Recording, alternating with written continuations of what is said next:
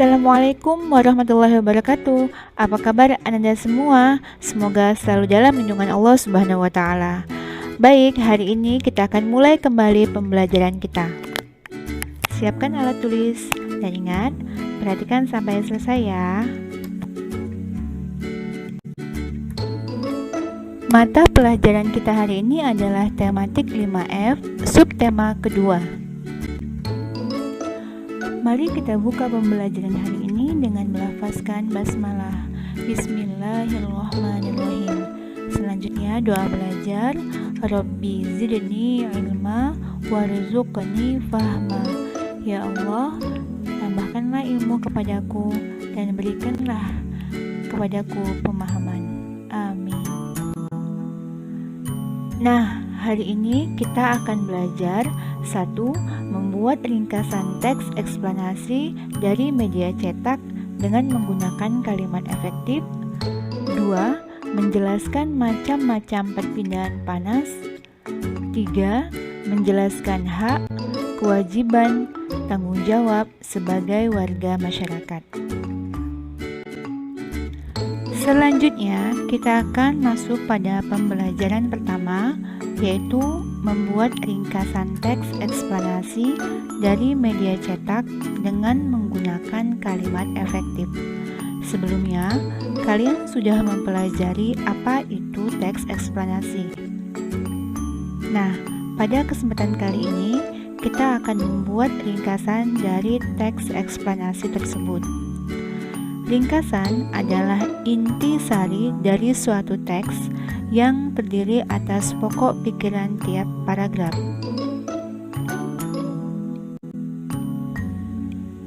Media cetak. Media ini terdiri dari lembaran kertas dengan sejumlah kata, gambar, atau foto dengan tata warna dan halaman putih. Contoh koran dan majalah, di mana biasanya di dalamnya terdapat tulisan atau artikel.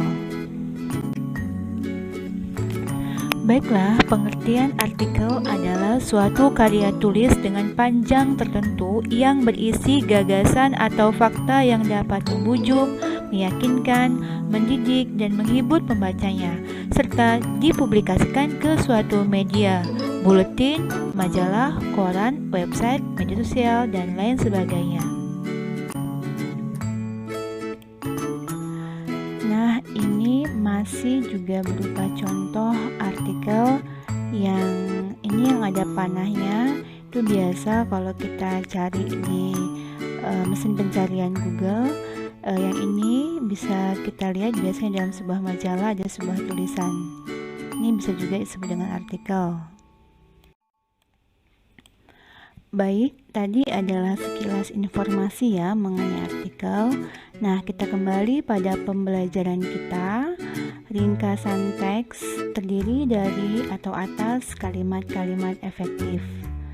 Kalimat efektif adalah kalimat yang terkesan langsung atau lugas dan tidak bertele-tele. Struktur kalimat efektif mudah dipahami oleh para pembacanya. Sesuai dengan tema kita pada hari ini, yaitu membuat ringkasan. Langkah membuat ringkasan. 1. Bacalah teks dengan seksama. 2. Identifikasi atau temukan pokok pikiran dari setiap paragraf. 3. Tuliskan pokok pikiran dari setiap paragraf. 4. Rangkailah pokok pikiran tersebut dari setiap paragraf yang kamu temukan tadi menjadi sebuah paragraf yang baru. Berikut contoh untuk mengidentifikasi pokok pikiran dari setiap paragraf.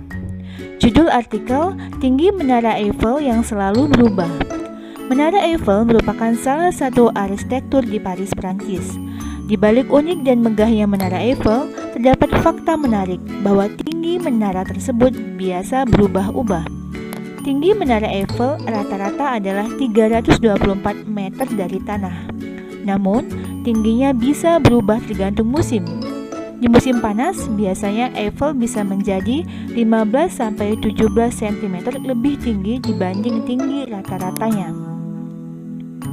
Fenomena pertambahan tinggi Menara Eiffel dapat dijelaskan secara sains. Pertambahan tinggi Menara Eiffel terjadi karena adanya pemuaian, ketika matahari di musim panas lebih kuat dan lebih lama menyinari Eiffel. Pemuaian ini menjadi alasan bangunan besar seperti jembatan dan rel kereta dibangun dengan sendi ekspansi. Bangunan tersebut secara sengaja didesain dengan berapa kerenggangan jarak antara satu rangkaian dengan lainnya agar tidak rusak ketika pemuaian terjadi. Mari kita lihat pokok pikiran tiap paragraf. Pokok pikiran pada paragraf 1. Tinggi Menara Eiffel mengalami perubahan, terutama saat musim panas.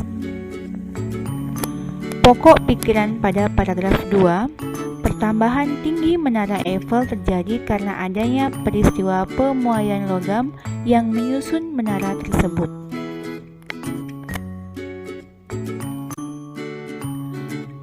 Dari dua pokok pikiran tersebut, maka ringkasan yang dapat kita buat adalah tinggi Menara Eiffel di Perancis dapat berubah-ubah, terutama saat musim panas.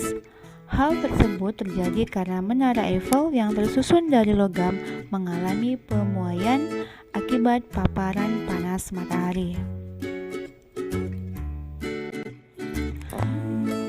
Ananda semua, saat kita membaca dan mencoba membuat ringkasan dari teks eksplanasi, mari kita nikmati sejenak minuman hangat kita. Apakah saat memegang cangkir hangat kalian, tangan kalian akan terasa hangat? Apakah peristiwa ini melibatkan perpindahan panas? Kalor atau panas dari suatu benda dapat berpindah.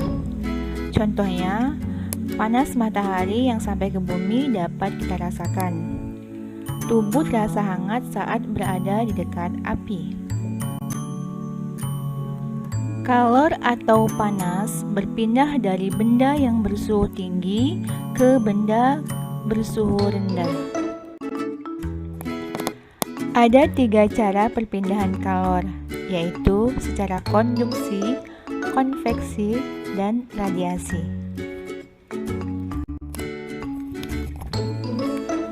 Berikut macam-macam perpindahan panas. 1. Konduksi. Konduksi adalah perpindahan panas melalui zat perantara tanpa diikuti aliran zat perantaranya. 2. Konveksi adalah perpindahan panas melalui zat perantara yang diikuti zat perantaranya. 3. Radiasi adalah perpindahan panas tanpa melalui zat perantara. Silakan perhatikan contohnya. 1. Konduksi. Konduksi adalah perpindahan panas melalui zat perantara tanpa diikuti aliran zat perantaranya. Mari lihat gambar. Sumber panas api dan zat perantara adalah sendok. Pada percobaan tersebut, sendok dipanaskan pada bagian ujungnya dan ujung yang lain kita pegang. Selanjutnya, tidak lama kemudian, tangan akan merasakan panas. Hal ini disebabkan kalor atau panas dari api berpindah dari ujung sendok yang dipanasi ke ujung sendok yang kita pegang. Pada perpindahan kalor ini, tidak ada bagian besi yang ikut berpindah. Masih contoh konduksi. Tutup panci terasa panas saat panci digunakan untuk memasak. Mentega akan meleleh ketika diletakkan di wajan yang dipanaskan. Perhatikan gambar. Ini adalah macam perpindahan panas kedua, yaitu konveksi. Konveksi adalah perpindahan panas melalui zat perantara yang diikuti aliran zat perantaranya. Pada gambar, zat perantara adalah air, kemudian sumber panas adalah api. Air yang bersuhu rendah bergerak turun, ditunjukkan oleh panah yang berwarna biru. Sedangkan air yang bersuhu tinggi bergerak naik ke atas, ditunjukkan tanda panah yang berwarna merah. Ini membuktikan bahwa panas berpindah melalui zat perantara yang diikuti aliran zat perantaranya. 3 adalah radiasi. Radiasi adalah perpindahan panas tanpa melalui zat perantara. Perhatikan pada gambar. Sumber panas pada gambar adalah api, kemudian hangat atau panas dapat dirasakan oleh tangan tanpa adanya zat perantara. Ketika Ami dan kakaknya sedang menjemur pakaian yang basah untuk dikeringkan melalui sinar panas matahari, maka ibu sedang mengajak adik Ami untuk berjalan-jalan bersilaturahim dengan tetangga sekitar. Ibu Ami adalah bagian dari anggota masyarakat di lingkungan tersebut. 3. Menjelaskan tanggung jawab sebagai warga masyarakat. Kita sebagai bagian dari anggota keluarga juga bagian dari warga masyarakat di lingkungan tempat kita tinggal. Adapun tanggung jawab kita sebagai warga masyarakat adalah 1. Memahami tugas dan kewajiban. Yang kedua, disiplin dalam melaksanakan tugas dan kewajiban masing-masing. 3. Tidak mengulur waktu dalam melaksanakan tugas dan kewajiban. 4. Tidak mencari alasan untuk tidak melaksanakan tugas dan kewajiban. 5. Menghormati hak orang lain. 6. Mendahulukan kepentingan bersama di atas kepentingan diri sendiri. Menjelaskan hak dan kewajiban sebagai warga masyarakat. Hak warga masyarakat merupakan hal yang didapatkan sebagai anggota masyarakat. Kewajiban warga masyarakat adalah sesuatu yang harus dilakukan oleh warga masyarakat.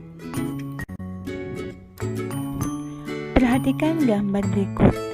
Masyarakat melaksanakan kewajibannya sebagai anggota masyarakat, yaitu kewajibannya sama-sama punya kewajiban untuk membersihkan lingkungan setempat.